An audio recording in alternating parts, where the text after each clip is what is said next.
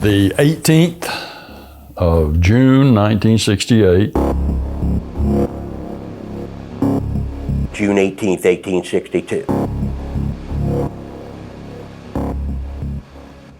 We are releasing this episode on June 18th because this is a significant date in two Medal of Honor stories we told you in the past on this podcast. In fact, June 18th is an important date in the story of the very first recipients of the Medal of Honor, Andrews Raiders during the Civil War.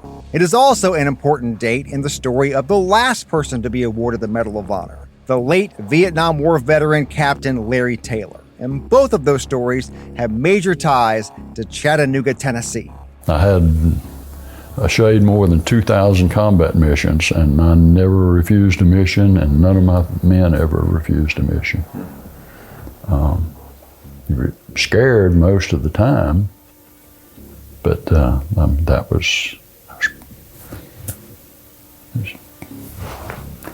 that's what we did.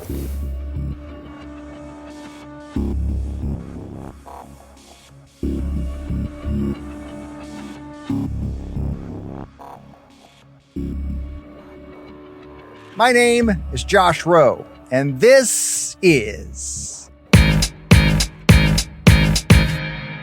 Tomorrowtown, Tennessee.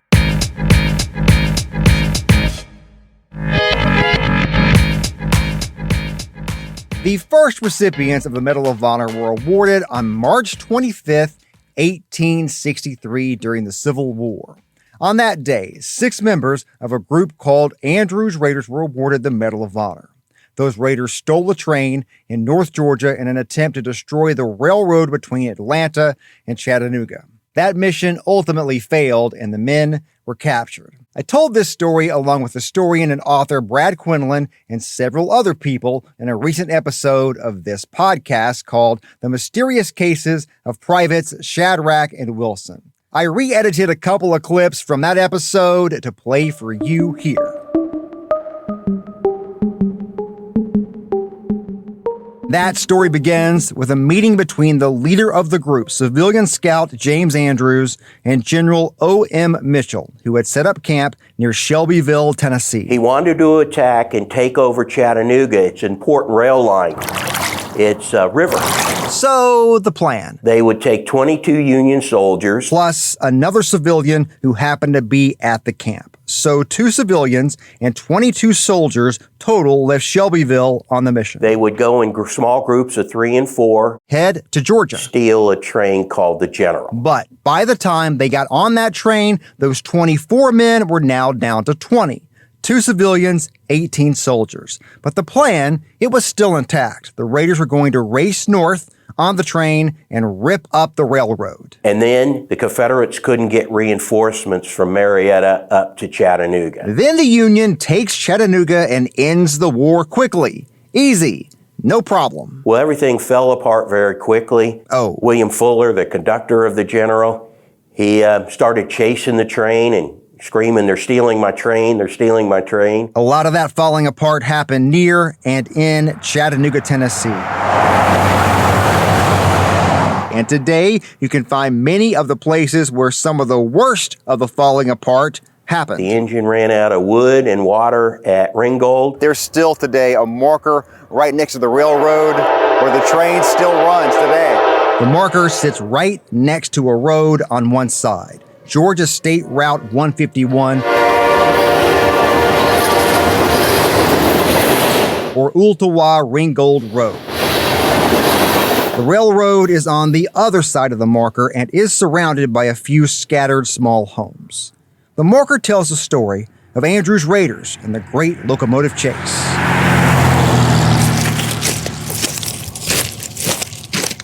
The pursuit then was at such a rapid pace that serious damage to the railroad by the Raiders was impossible.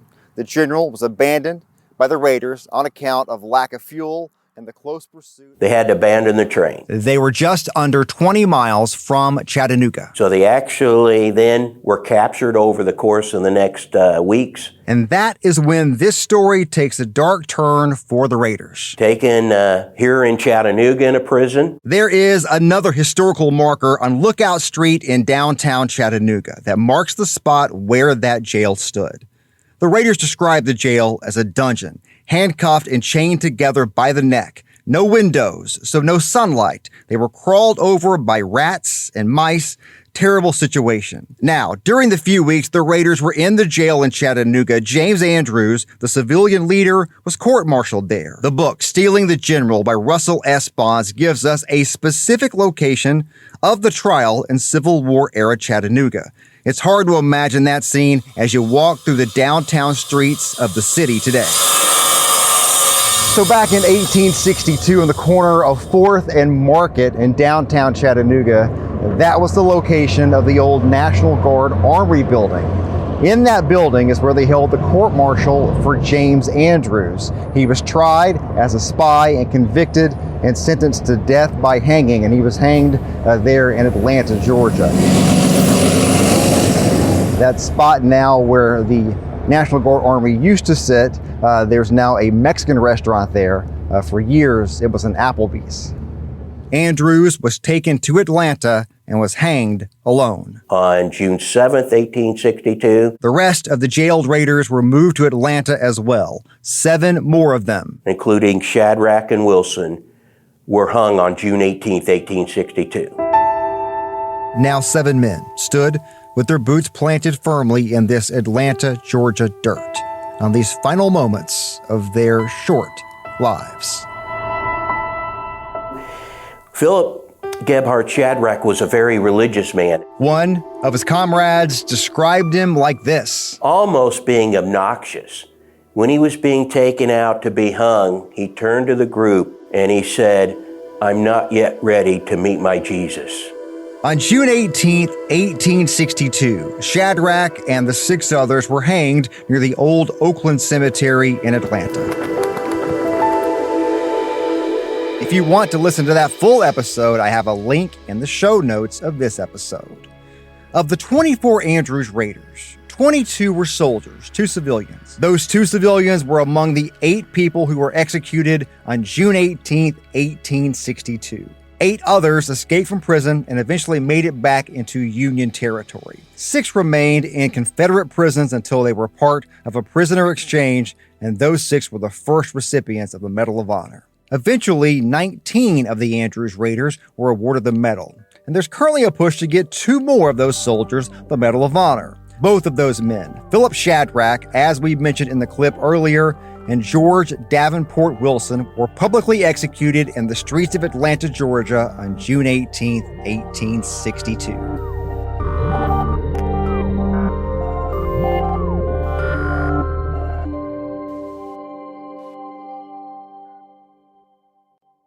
In September of last year, Captain Larry Taylor was awarded the Medal of Honor in a ceremony at the White House.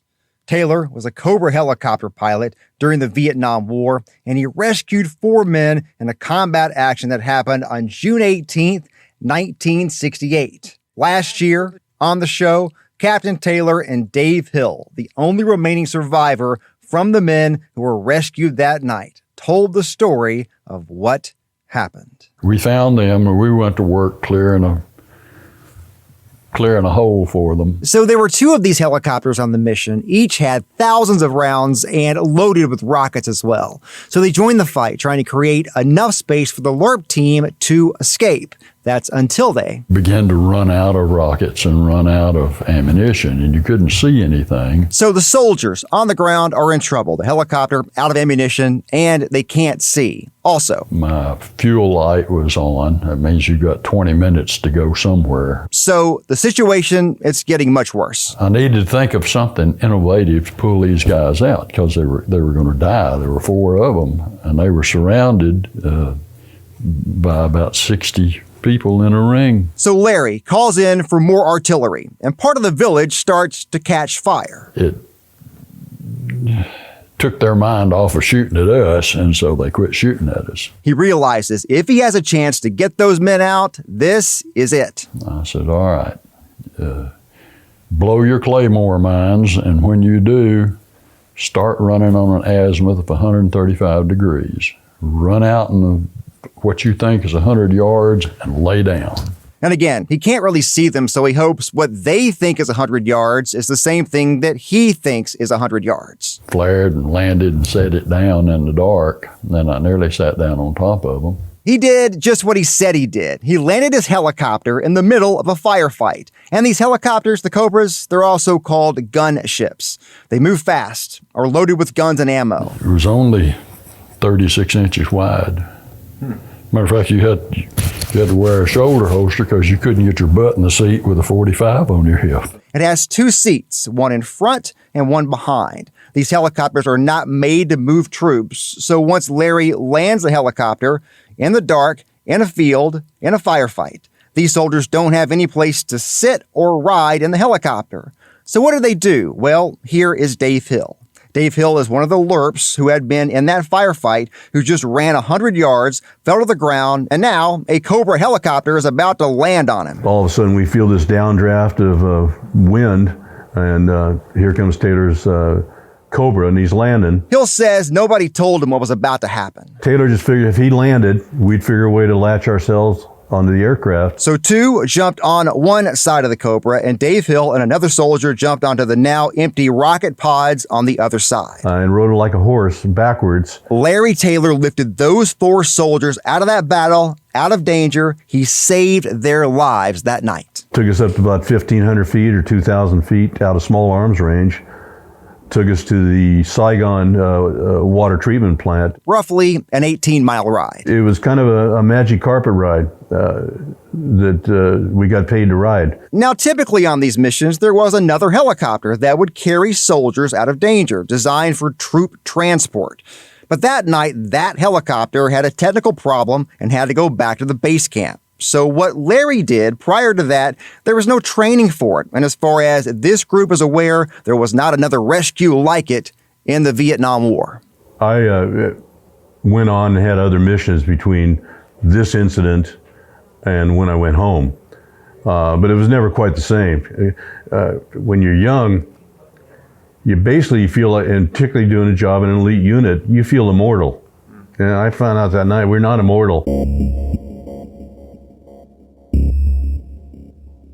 Just an incredible story. Captain Taylor was originally awarded the Silver Star for his part in the rescue.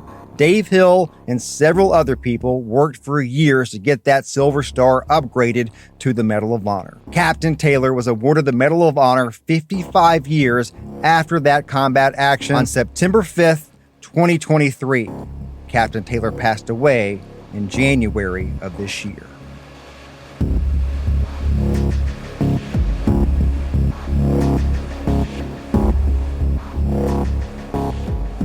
Next time on the show, I'll spend more time on Andrews Raiders with a conversation with Jennifer Sweet, a descendant of Raider Philip Shadrack's family. That's on our next episode of